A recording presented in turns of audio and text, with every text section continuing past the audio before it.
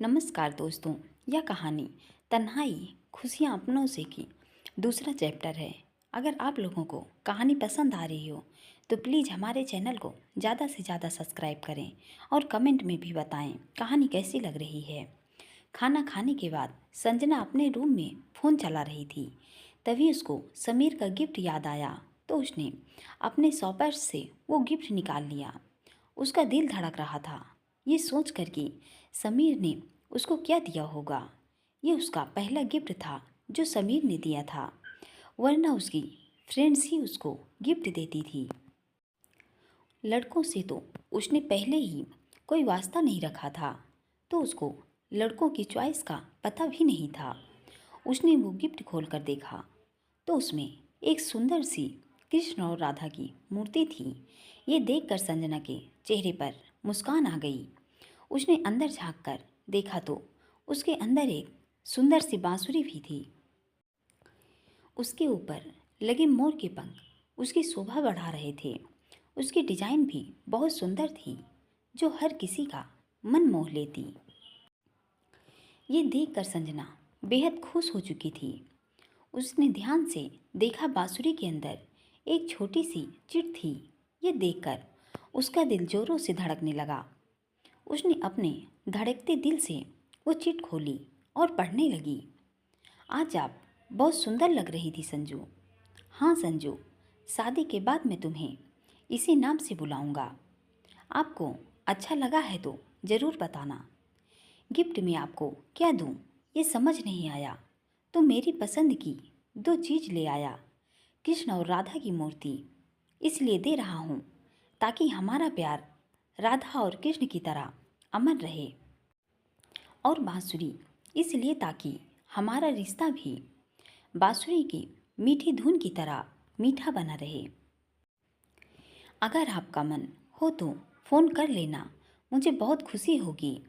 अगर तुम बात नहीं करना चाहती तो कोई ज़बरदस्ती भी नहीं है।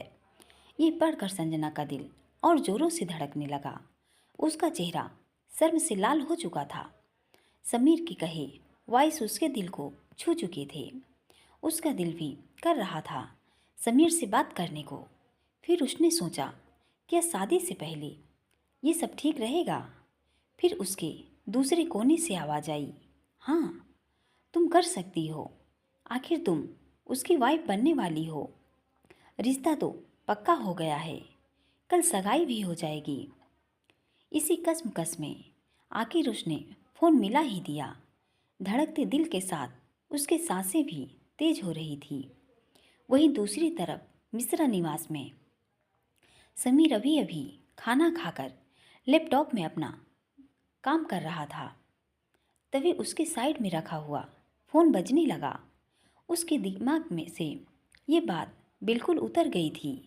उसने संजना को अपना नंबर दिया था बात करने को। अननोन नंबर देखकर वो सोच में पड़ गया।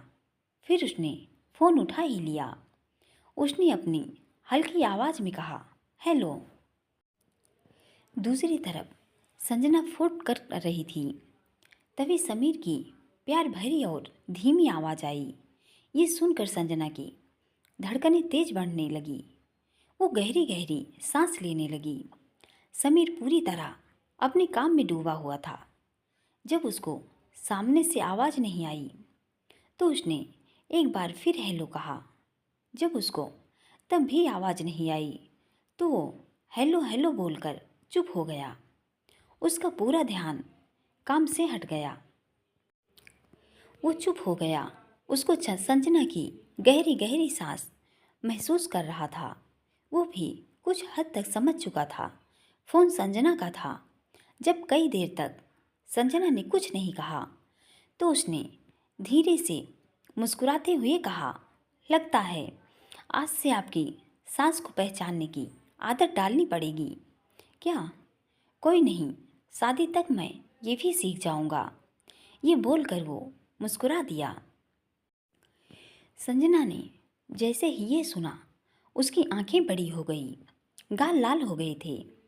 उसने झट से फ़ोन काट दिया और खुद के मुंह को तकिए में छुपा लिया। दूसरी तरफ समीर मुस्कुरा रहा था। जब फ़ोन कट गया, उसको होंठों की मुस्कुराहट और बढ़ गई। उसने वापस से संजना को फ़ोन मिला दिया। संजना ने खुद को उसकी पोजीशन में रखा हुआ था। उसके फ़ोन बज उठा। मेरी आंखों की दुआ है ये चेहरा तेरा, अब देखे बिना तुझे न गुजारा हो मेरा। मेरी आंखों की दुआ है ये चेहरा तेरा, अब देखे बिन तुझे न हो गुजारा मेरा। मैं सांस भी लूँ तुझे चाहे, अब होगा नहीं हमसे। फ़ोन को बजता हुआ देख ने अपना मुंह तकिए से बाहर किया। जैसे ही उसने समीर का नंबर देखा, उसने झट से फ़ोन रख दिया।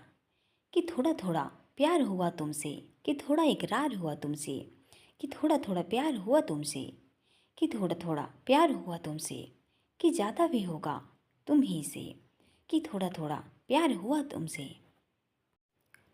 समीर ने मुस्कुराकर फ़ोन रख दिया। वो समझ चुका था संजना उसकी बात से शर्मा गई। उसके बाद उसने मुस्कुराते हुए लैपटॉप को बंद कर साइड में रख दिया और वो मुस्कुराते हुए बेड पर लेट गया। उसने तकिए को अपनी बाहों में भर लिया और कुछ ही देर में वो सो गया। वहीं दूसरी तरफ संजना भी वैसे ही सो गई थी। अगली सुबह समीर के घर चहल पहल हो रही थी। सुनीता जी सारा सामान गाड़ी में रखवा रही थी। आज 2 गाड़ियाँ संजना के घर जाने वाली थी। दोनों गाड़ी लगभग भर चुकी थी। समीर अपने कमरे में मुस्कुराते हुए तैयार हो रहा था। आज उसने येलो कलर का कुर्ता पैजामा डाला हुआ था। उसके ऊपर से हाफ जैकेट डाला हुआ था। आज वो अलग लग रहा था। सगाई सिर्फ परिवारों के बीच हो रही थी। कुछ देर वो सब वहाँ से संजना के घर निकल गए थे। संजना अपने कमरे में तैयार हो चुकी थी। प्रीति जी ने और उसने रसोई का काम सारा पहले ही कर दिया था। आज उनकी रसोई पकवानों से लबालब थी। समीर की गाड़ी घर के बाहर आकर रुकी। प्रीति जी और अमन जी भागकर बाहर आ गए और उनका अच्छे से स्वागत किया। फिर वो सब अंदर आ गए। समीर और बाकी सब ने मिलकर सारा सामान उतारकर अंदर रखा। सब आकर बैठ गए। हल्की फुल्की बात करने के बाद उन्होंने संजना को बुलाने को कहा। जो प्रीति जी संजना को बुलाने के लिए गई, उसके कमरे में गई। संजना तैयार होकर अपनी मैनेजमेंट की मोटी सी बुक पढ़ रही थी। फिर प्रीति जी संजना को लेकर बाहर आ गई। ऑरेंज कलर की साड़ी में वो बेहद सुंदर लग रही थी। वो अपनी पलकें झुका कर अनीता जी के पास बैठ गई। सुनीता जी अपनी बहू की खूबसूरती को निहार कर बहुत खुश हो रही थी। संजना को और समीर को उन्होंने एक साथ सोफे पर बिठाया और सुनीता जी ने संजना को शगुन दिया और समीर को प्रीति जी ने। फिर सुनीता जी ने संजना को लाल चुनरी उड़ाई और उसकी गोद में शगुन की थाली, मेवे, नारियल, फल, गहने और महंगी साड़ी देकर रोके की रस्म पूरा किया। फिर प्रीति जी ने गुलाब की पंखुड़ियों के बीचों बिछड़ रखी रिंग को पहनाने को कहा। तो समीर ने पहले संजना को रिंग पहनाई, फिर संजना ने समीर को रिंग पहनाई। सब ने खुश होकर तालियां बजा दी। समीर और संजना भी मन ही मन में बेहद खुश थे। सब बड़े बैठकर बात कर रहे थे। उन्होंने पंडित जी को आने का वक्त दिया हुआ था, क्योंकि आज ही उनको उनकी शादी की तारीख पक्की करनी थी। कुछ देर में पंडित जी भी आ गए थे। ये देखकर अमन जी संजना से बोले, बेटा संजू, समीर को घर दिखा लो, तब तक हम बड़ी बात कर देते हैं। संजना बोली, ठीक है पापा। फिर वो कमरे की तरफ चली गई, जो कि ऊपर था। समीर भी सुनीता के इशारे पर संजना के पीछे चला गया। संजना समीर को देखकर ऊपर कमरे में बालकनी में चली गई। संजना की सांस ऊपर नीचे हो रही थी, क्योंकि आज पहली बार संजना और समीर एक दूसरे से अकेले में मिले थे। सिर्फ संजना के ही नहीं, बल्कि समीर के भी हाथ पैर फूल चुके थे। समीर को भी समझ नहीं आ रहा था वह संजना से क्या कहे या ना कहे, पर वह ऐसे चुप भी तो नहीं बैठ सकता था। वह संजना के पास गया और उससे कुछ दूरी बनाकर खड़ा हो गया। संजना की दिल की धड़कन वह साफ साफ सुन पा रहा था। समीर संजना से कुछ कहने वाला था, तभी संजना बोली, मैं आपके लिए कॉफ़ी लेकर आती हूँ। यह बोलकर वह फटाफट से नीचे चली गई। समीर वहीं मुस्कुराता हुआ खड़ा हो गया। कुछ देर बाद संजना आई। वो ट्रे बालकनी में ही ले आई और वहीं रखे मेज पर रख दी। वह कप में डालकर चाय समीर को देने लगी। तभी समीर बोला, आप इस शादी से खुश तो हैं ना? समीर की एकदम से आवाज़ सुनकर संजना लड़खड़ा गई। हाथ में पकड़ी हुई कॉफ़ी उसके हाथ पर गिर गई। संजना के मुंह से दर्द भरी आह निकल गई। यह देखकर समीर फटाफट से आया और उसको कमरे में बनी वॉशरूम में ले गया और उसने संजना के हाथ को नल के नीचे लगा दिया और उसकी हल्की सी डांट फटकार करते हुए बोला, आपका ध्यान कहाँ था? ये तो ज़्यादा कॉफ़ी आपकी कलाई पर नहीं गिरी, वरना आपकी कलाई जल जाती। संजना की कलाई पर थोड़ी ही कॉफ़ी गिरी थी, पर समीर उसके दर्द को देखकर सकते में आ गया था। समीर ने महसूस किया संजना के शरीर में कंपन हो रही थी। ये देखकर समीर बाहर आ गया। संजना भी अपने हाथ को पोंछकर बाहर आ गई। वहीं समीर ने तब तक कॉफ़ी कप में डाल दी थी। संजना समीर के सामने आकर बैठ गई। समीर ने बड़े ही प्यार से कॉफ़ी भरा कप उसके सामने कर दिया। संजना ने हिचकिचाते हुए कप को पकड़ लिया। दोनों चुपचाप कॉफ़ी पीने लगे। कॉफ़ी पीकर कप रखते हुए समीर ने संजना से कहा, आपको मुझसे डरने की ज़रूरत नहीं है। आपकी मर्ज़ी के बिना मैं आपके करीब नहीं आऊँगा। ये बोलकर वो संजना को सर्द निगाहों से देख रहा था। संजना की आंखें भी समीर की आंखों में उलझ गई। खुद के लिए संजना को समीर की आंखों में अथाह प्रेम नजर आ रहा था, जिसमें किसी प्रकार का कोई स्वार्थ नहीं था। जरा देर तक वो समीर की आंखों में देख नहीं पाई और उसकी पलकें शर्म से झुक गई। वहीं दूसरी तरफ से नीचे पंडित जी समीर और संजना की कुंडली मिला रहे थे।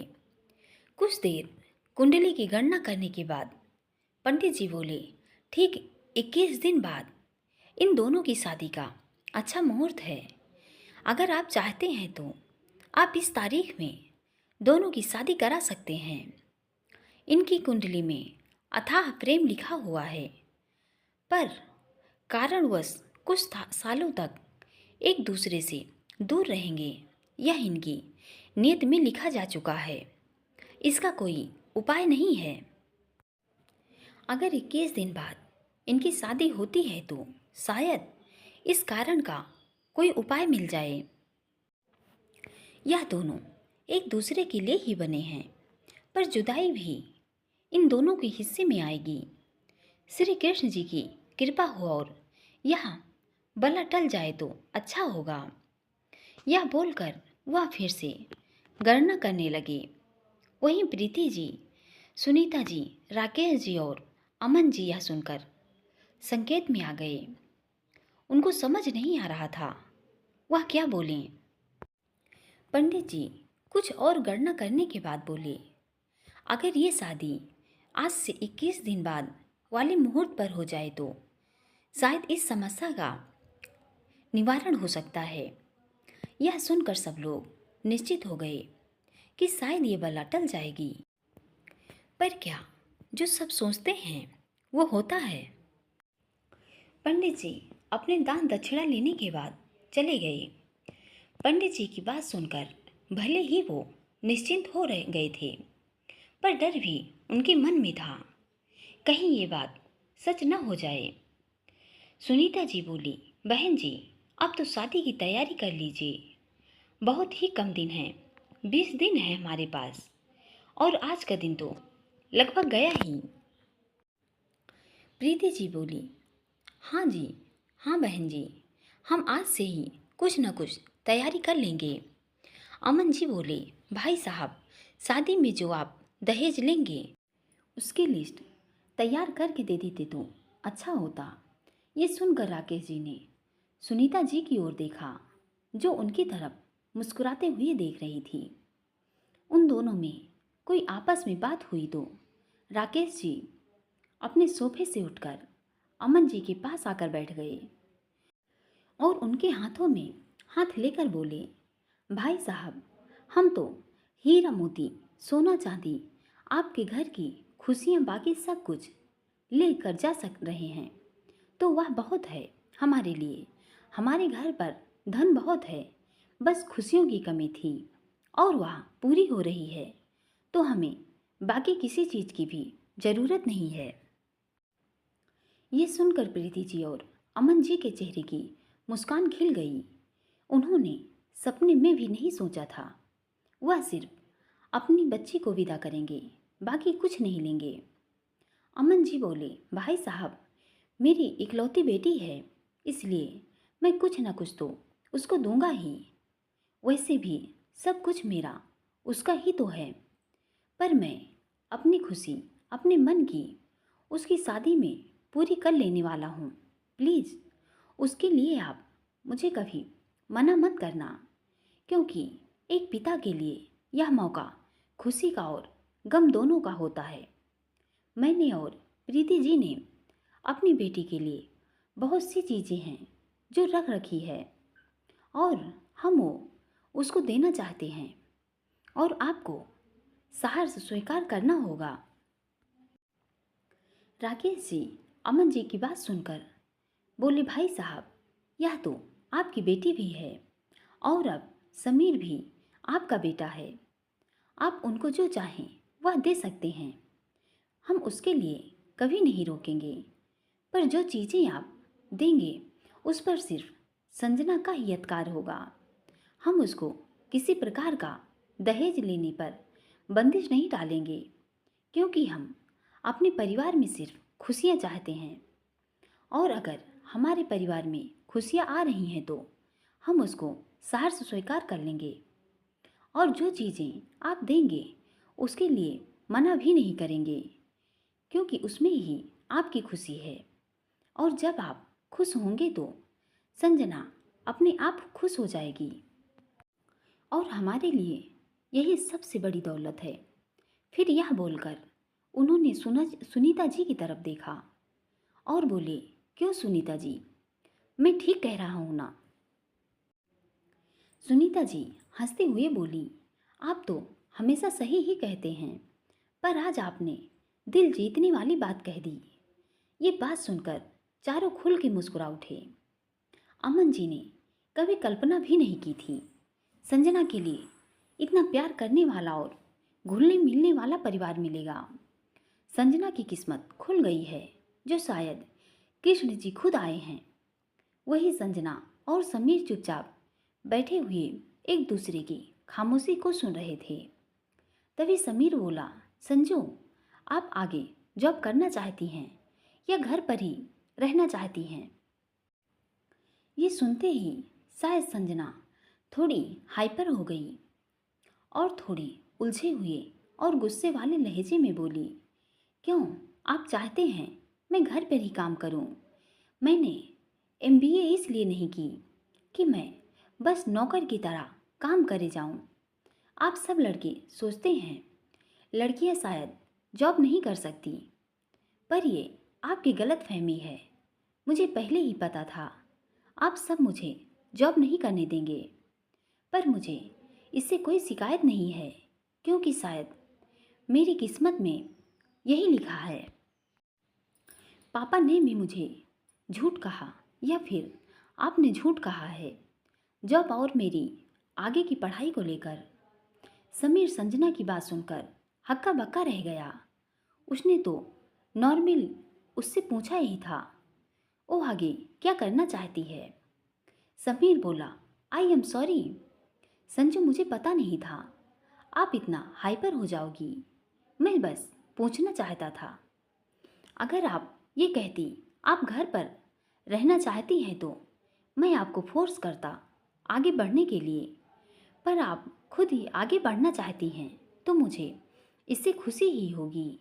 और घर पर मम्मा पापा भी बोल रहे थे आपकी जॉब के लिए, नीचे सब वेट कर रहे होंगे, चलना चाहिए। ये बोलकर वो जाने लगा। उसको जाता हुआ देखकर संजना को अपनी गलती का एहसास हो गया। उसने आवाज़ लगाकर कहा, समीर जी।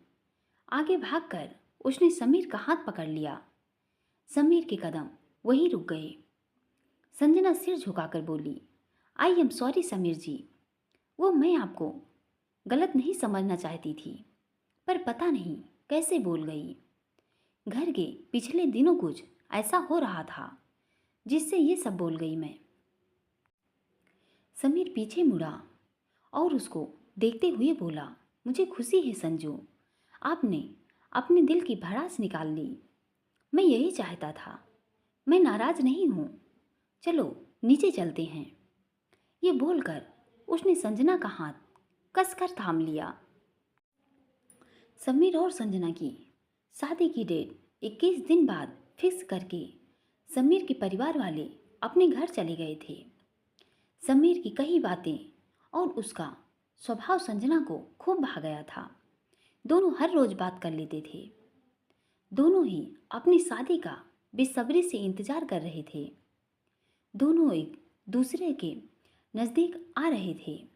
समीर तो पहले ही संजना का दीवाना था, पर अब संजना भी समीर की दीवानी हो रही थी। शादी की शॉपिंग दोनों परिवार साथ ही करते तो एक दूसरे को देख लेते, पर मिलना पॉसिबल नहीं था। देखते देखते शादी का दिन भी आ गया। संजना की धड़कनें तेज थीं। वो सोच रही थी, आज तक उसने कोई काम नहीं किया, उसने कोई जिम्मेदारी नहीं संभाली थी, पर अब बड़ी बड़ी जिम्मेदारी संभालने का वक्त आ गया था।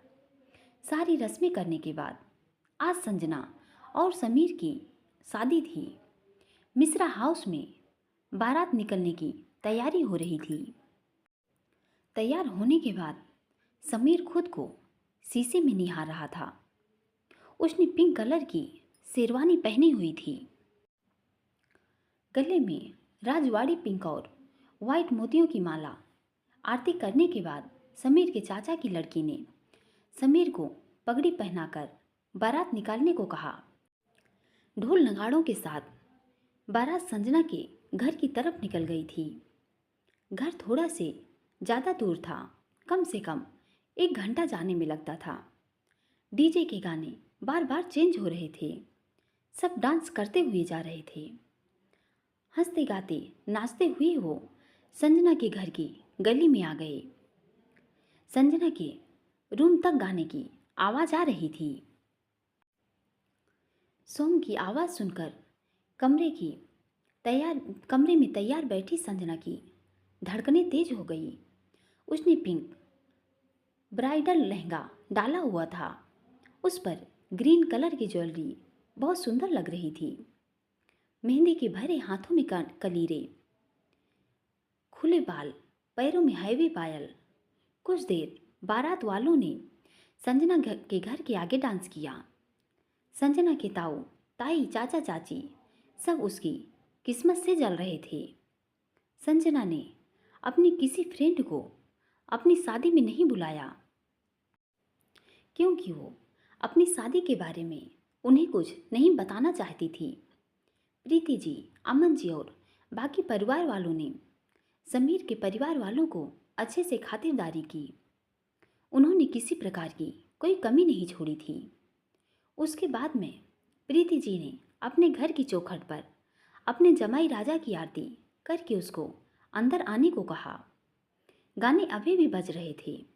समीर को ले जाकर स्टेज पर बिठा दिया गया। वहीं संजना को लाने के लिए उसके चचेरे भाई चले गए, क्योंकि संजना का कोई सगा भाई नहीं था। संजना की एंट्री ग्रैंड हुई थी। लाल चुनरी के सिरों को उसके भाइयों ने पकड़ रखा था। उसके साथ उसकी बहन चल रही थी। समीर का मुंह खुला का खुला रह गया संजना को इस रूप में देखकर। जैसे ही संजना ने स्टेज पर चढ़ना शुरू किया, तभी समीर ने नीचे आकर संजना का हाथ थाम लिया। वक्त की नजाकत को देखते हुए डीजे वालों ने गाना चला दिया, जिससे माहौल और रोमांटिक हो चला था। मेरे हाथ में तेरा हाथ हो, सारी जन्नतें मेरे साथ हो, तू जो पास हो, फिर क्या ये जहां, तेरे प्यार में हो जाऊं फना। समीर संजना का हाथ में स्टेज पर आ चुका था। फिर वरमाला की रस्म शुरू हुई। तब माहौल अच्छा बन गया था। जब समीर ने के दोस्तों ने उसको उठा लिया था और उसको झुकने से मना कर दिया था, पर समीर शायद संजना के आगे अपने घुटने पहले ही टेक चुका था, इसलिए वो संजना के आगे घुटने टिका कर बैठ गया और बोला, मैं तो उम्र भर तुम्हारे लिए झुक झुक सकता हूँ, पर तुम्हारे चेहरे को उतरा हुआ नहीं देख सकता। संजना ने मुस्कुराते हुए समीर के गले में वरमाला डाल दी। समीर ने भी संजना के गले में वरमाला डाल दी। फिर शुरू हुआ फोटो सेशन। आए हुए लोगों ने गिफ्ट देकर अपने अपने फोटो खिंचवा ली। तब तक फेरों का मुहूर्त शुरू हो चुका था। देखते ही देखते उनकी शादी की सारी रस्म शुरू हो चुकी थी। अग्नि को साक्षी मारकर दोनों ने एक दूसरे को तन मन से चुना और 7 वचन भी लिए। संजना के गले में और मांग में सिंदूर सजाकर समीर ने संजना को अपना बना लिया था। दोनों आज अटूट बंधन में बंध चुके थे। इसके बाद संजना ने और समीर ने साथ में एक प्लेट में खाना खाया। बाकी बाराती भी खाना खा चुके थे। दिन में मुहूर्त में उनकी शादी हुई थी, तो 6:45 बजे संजना की विदाई होनी थी। ये पल प्रीति जी और अमन जी के लिए बहुत भारी था। उन्होंने अपने दिल पर पत्थर रखकर संजना को विदा किया। पूरे रास्ते संजना सुबकते हुए आई थी। 1 घंटे के बाद वो मिश्रा भवन के सामने थी, जहां उसके आने की खुशी में सब चीज सजा दी गई थी। समीर ने संजना को हाथ पकड़कर उतारा और गेट तक ले आया, जहां पहले ही सुनीता जी अपनी बहू का इंतजार कर रही थी। संजना ने इतने लोगों को देखकर अपनी गालों पर आए आंसू पोंछ लिए थे, ताकि उसको अजीब फील ना हो। समीर और संजना का गठबंधन अभी भी बंधा हुआ था। सुनीता जी ने संजना और समीर की टीका लगाकर आरती उतारी। फिर संजना ने अपने दाएं पैर से कलश गिराया और सिंदूर की थाली में अपने पैर रखकर फर्श के ऊपर कपड़े पर अपने पैर रखकर अंदर अपने पैरों की निशा छोड़ती हुई आ गई। सुनीता जी ने संजना के पैरों के निशान कपड़े पर इसलिए लिए, उसका कहना था संजना उसके घर की लक्ष्मी है, जो उनके घर पहली बार आई है, इसलिए वो उन निशानों को संभाल कर रखना चाहती थी। फिर सुनीता जी उन दोनों को भगवान कृष्ण के बने मंदिर में ले आई। वहां संजना के हाथों के निशान लगवा दिए। फिर उनका गठबंधन खोल दिया गया। फिर कुछ शादी के बाद की रस्में शुरू हो गई। सब महिला वहीं बैठ गई। जेंट्स एक साइड में बैठे हुए थे। बारी बारी सब कपल डांस कर रहे थे। सबके डांस करने के बाद आखिरकार संजना और समीर की बारी आई। समीर के दोस्त और समीर की चचेरी बहनें समीर और संजना को डांस करने के लिए फोर्स करने लगे। आखिरकार दोनों डांस करना शुरू किए। संजना को बहुत शर्म आ रही थी, उससे डांस नहीं किया जा रहा था। तो समीर ने संजना को उसकी उंगली पकड़कर गोल गोल घुमाना शुरू कर दिया। आज से तेरी सारी गलियां मेरी हो गई, आज से मेरा घर तेरा हो गया, आज से मेरी सारी खुशियां तेरी हो गई, आज से मेरा गम तेरा हो गया। फिर समीर ने संजना का हाथ पकड़ लिया और उसकी आंखों में देखकर गाना गाने लगा। संजना की आंखें तो शर्म से बोझिल हुई जा रही थी। तेरे माथे की कुमकुम को मैं तिलक लगा के घूमूंगा, तेरी बाली की छन छन को मैं दिल से लगा के घूमूंगा, को तू नदिया में बहा देना, तेरे जूड़े के फूलों को मैं अपने शर्ट में पहनूंगा, बस मेरे लिए तू मालपुए कभी कभी बना देना, आज से तेरी सारी रातियां तेरी हो गई, आज से तेरा दिन मेरा हो गया। ओ तेरे कंधे का जो तिल है वो मेरे सीने में जो दिल है, ओ तेरी बिजली का जो बिल है आज से मेरा हो गया। वो मेरे ख्वाबों का अंबर, ओ मेरी खुशियों का समंदर, वो मेरे पिन कोड का नंबर आज से तेरा हो गया। सबके मुस्कुराते हुए जोर से तालियां बजा दी। इसी के साथ जश्न खत्म हो चुका था। समीर की मामी संजना को समीर के कमरे में ले गई। समीर संजना को जाते हुए देख रहा था। संजना के जाते जाते ही समीर के चेहरे की चमक भी गायब हो रही थी। उसको ऐसा देखकर समीर के मामा का लड़का सुमेध उसके पास आया और बोला, कुछ देर में उसके ही पास जाने वाला था। सब बड़ों के सामने यूं जोकर बनकर मत बैठे, तेरे चेहरे से पता चल रहा है तेरे दिमाग में क्या चल रहा है। ये सुनकर समीर ने अपने चेहरे पर नकली मुस्कान चिपका ली। सुमेध मुस्कुराते हुए उसके पास बैठ गया। वहीं दूसरी तरफ समीर की मामी और सुमेध की वाइफ ने उसको समीर के कमरे में छोड़ दिया। समीर की मामी तो उसको छेड़ते हुए चली गई। वहीं सुमेध की वाइफ निशा वहीं उसके पास बैठ गई। संजना कमरे की साज सजावट देखकर अंदर से असहज महसूस करने लगी। उसका गला सूख रहा था, पूरा बदन कांप रहा था। निशा उसको इस तरह देखकर उसको बेड पर बिठा देती है और संजना की फीलिंग से समझ रही थी। वो बोली, संजना अपने आप पर काबू रखो, बेकाबू तो समीर की बाहों में अपने आप हो जाओगी और समीर संभाल लेगा तुम्हें। ये पल बड़े ही खूबसूरत होते हैं। यही पल होते हैं जब एक दूसरे से प्यार बढ़ता है और विश्वास का बंधन बंधना शुरू होता है। तुम्हारी जो हालत है कभी वो मेरी भी थी, पर सुमेध जी बहुत अच्छे हैं और उनसे मैं भी अच्छा है। समीर एकदम सुलझा हुआ और सबको समझने वाला। तुम बहुत किस्मत वाली हो जिसके हिस्से समीर आया है। ये सुनकर संजना सुर्ख हो गई और उसके चेहरे पर हया की लाली छाने लगी। रोम रोम बेकाबू होने लगा था। कुछ देर बाद समीर आया तो दरवाजे पर समीर आ गया। शायद सुनीता जी ने भेज दिया था, वरना सब बड़ों के सामने से निकलना आसान नहीं था। सुनीता जी को लगा था शायद संजना समीर के साथ सहज है, इसलिए समीर वहां आ गया। निशा ने समीर को कमरे के गेट पर रोक लिया और उससे कमरे में आने का नीक लिया। समीर ने अपनी जेब से नोट की गड्डी निकालकर निशा को दे दी। निशा खुशी से चली गई। समीर ने दरवाज़ा बंद कर दिया और वहीं अपने हाथ और पैरों को बांधकर खड़ा हो गया। संजना भी समीर की मौजूदगी महसूस कर रही थी। समीर हल्के हल्के कदम बढ़ाकर संजना की ओर बढ़ने लगा। संजना की धड़कनें उसके कदम के साथ चल रही थी। गुलाब की पंखुड़ी से सजे बेड पर संजना बीचों बीच बैठी हुई थी। उसका गोरा रंग चमक रहा था। दुल्हन के जोड़े में समीर को संजना किसी परी से कम नहीं लग रही थी।